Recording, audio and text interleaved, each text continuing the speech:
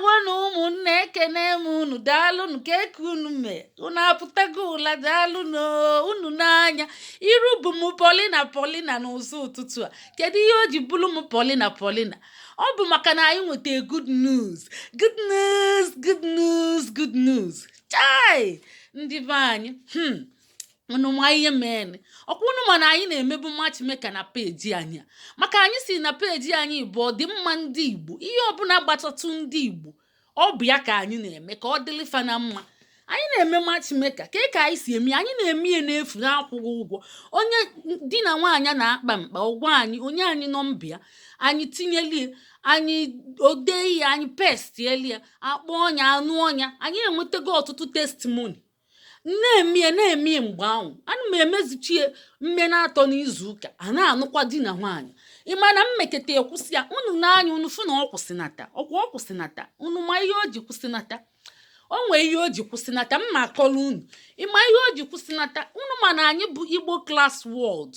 ndị na-akụzi Igbo na Zoom kwa Satọde na ụka ọkwa unu ma ụmụaka na-abịa amụ ndị okenye na-amụ maka Igbo na-anwụ anwụ ka anyị wenyitekwu ya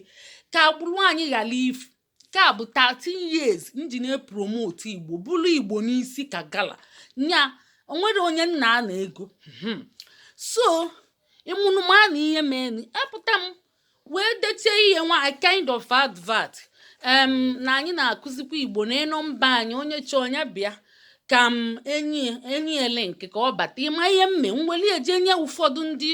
na-eme Igbo na peji fa mma na ọ dị similar to our own ndị na-asụcha Igbo na peji fa nwee huge followers wee sifa ụmụnne na-enyi ihe a na WhatsApp unu kọpili na ya pest elu m na peji unu maka unu nwee huge followers ndị mmadụ ga-ama ka ndị na-amara ọmara ịma ihe ya mee fe post okwu ya ụfọdụ si na mma akwụ ụgwọ ọ bụ okwu obere ụgwọ ọkata mkpa ego fa si na ọ bụ advert na mma akwụ ụgwọ ya wee si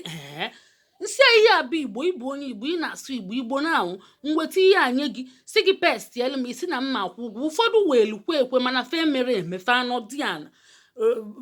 wee swip onye na kapet nnecha anya kwee n'isi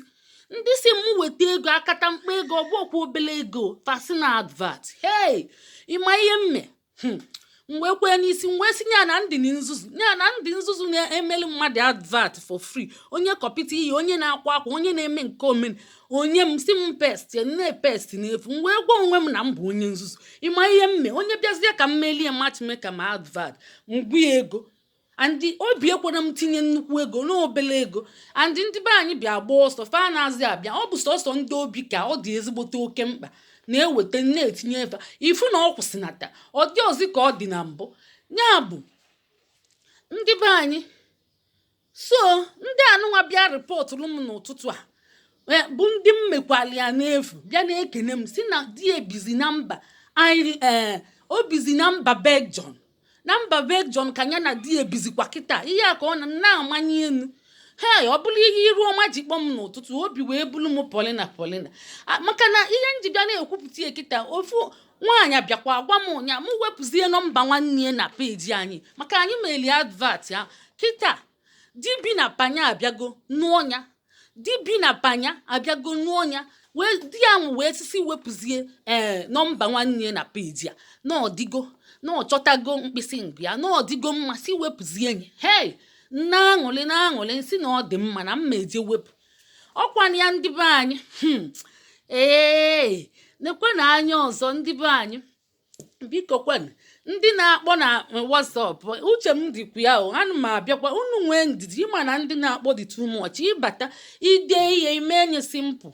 nya ideju n'ebe niile mma abịaza gị ya maka na o nwee ebe mmedebe kịta emegokwa m n'ụtụtụ a mmedebezie ebe a mmedebe kịta ọkwa ndị chat since 15th of this month taa bụ 17 ndị nke 15th akama chat charafa wee baa 16 wee baa 17 taa bụkwa 17 nya bụ ịbịa dee iyi yiri akwa ndidi iwe n'iwe nya imene na mma gị ignore ịtaka na ntaka ịgba n'obi ọjọọ mma abịakwa oge ege etiti yu ndị na-akpọ akpọ biko unu akpọzi na ọ na-eteki oge ka m wee nwee ike respond cha ndị ọzọ maka na ndị mmadụ ọ dịfa mkpa ihe a na-eme dịfa mkpa ọ bụ ije siri ike anyị na-eme nya bụ biko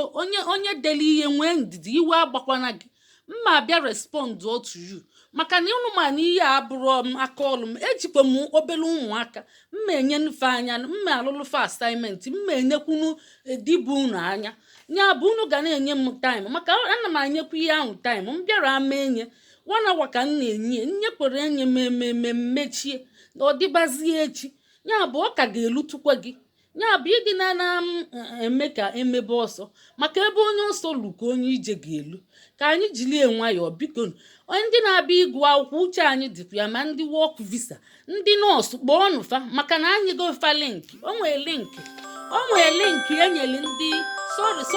sorry onwe m linki enye ndị nọọsụ ịmalụ nọọsụ kpọọ ọnya maka na enyefa linki free fatinyebe m ọlụ n'efu na nkefe bụ n'efu mana ndị wọk ọ bụ ego ma ndị student visa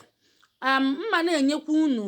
ndị ga na-enyelu unu aka imelu unu ya ihe unu ga-eme bụ na sọskraịbụ anyị maka ịsọskraịbụ anyị ịbịa anyị kwuchi anyị ga-ese ndịkwe gị jee sọskraịbụ